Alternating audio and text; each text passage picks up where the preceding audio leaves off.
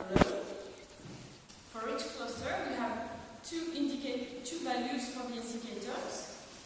One for the co-expression indicator, one for the biological homogeneity indicator. And we have p-values associated with those indicators for each cluster. So here are represented the p-values for all clusters. In the first one, we have the co-expression indicator. The second one, the biological homogeneity indicator. And the third one, we have on the x-axis p-values associated with the co-expression indicator, and p-values on the y-axis, p-values associated with the biological homogeneity indicators. So here, if we constitute clusters based on expression data alone, and we associate it with the simulated biological knowledge, we can see that we have reasonably low p-values for the co-expression indicator, which is logical, but we don't have a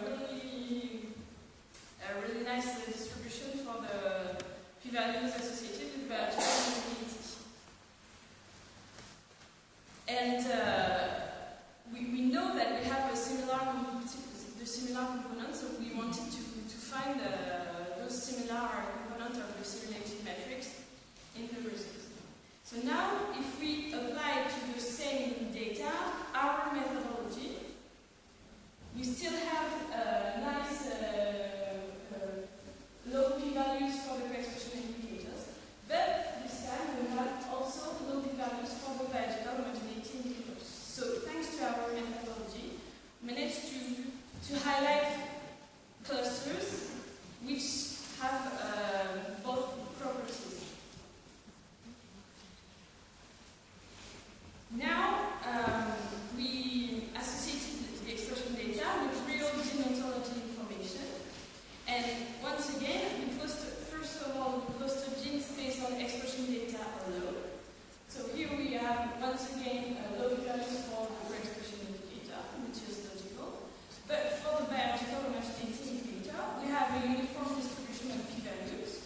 So that directly conveys that clustering based on expression data alone does not make much sense. So, and if we look at the results of clustering by our methodology, so we have a little loss in co-expression because there is also a price to pay co-expression to get more biological homogeneity. But we have a very low p-values for the biological homogeneity indicator. So in conclusion, we have a new methodology to obtain gene clusters, which are better candidates for interpretation, better candidates to be those biological entities that we are looking for, than those obtained by the classical methodology based on expression data alone. We have also presented an evaluation procedure based on indicators and hypothesis testing, which allows to have an automatic screening of candidates clusters for interpretation. But biological validation remains to be done, and that's what we are working on this time. And finally, I would like to thank Sylvie Lagaring for the data, and Jérôme Regis and Sébastien, and of course you for your attention.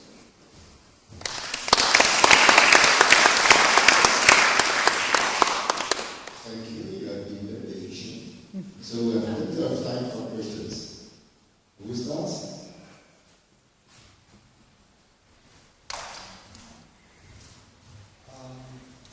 So by gene expression, you mean mRNA level?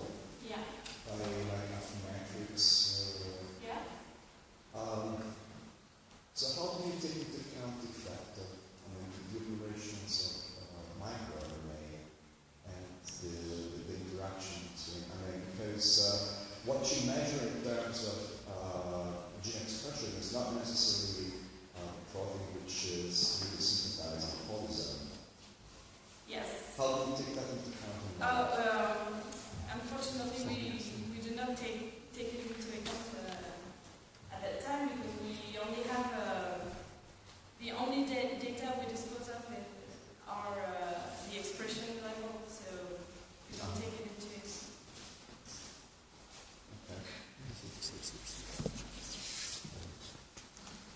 Well, I think this is the way to know problem.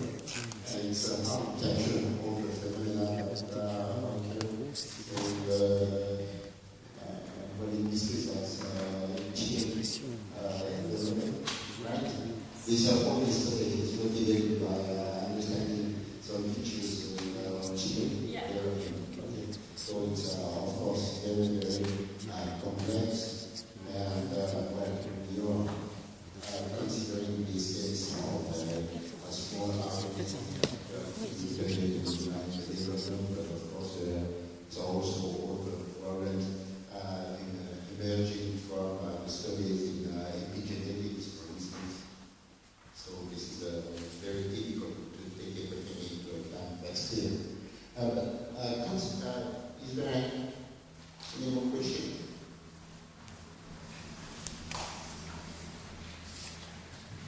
Sorry if I missed this. What software system and framework are you using, and what sort of data volumes are you expecting?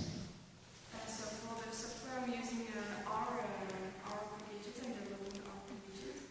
And volume represents 12,000 expression levels per gene. And we have only 30 samples.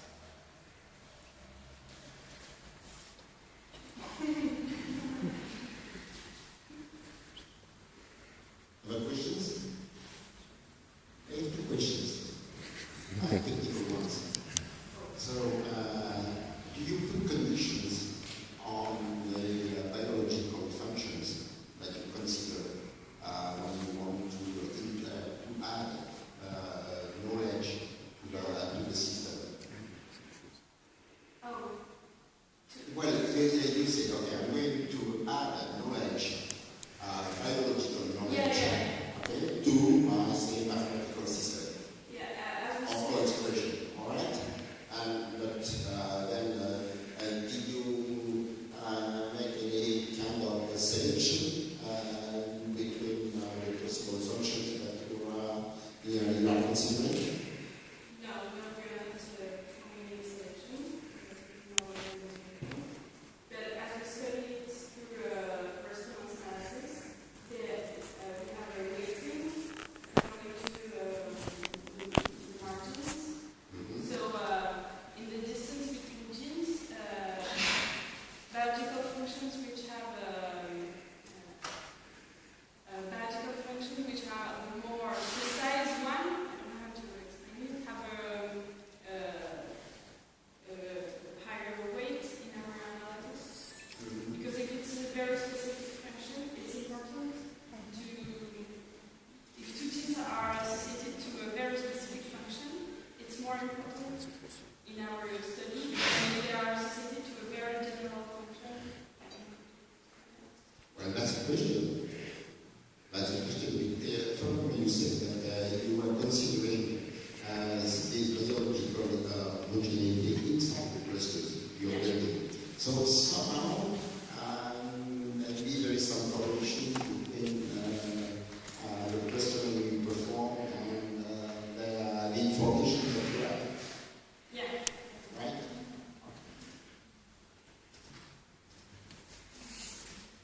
No more questions?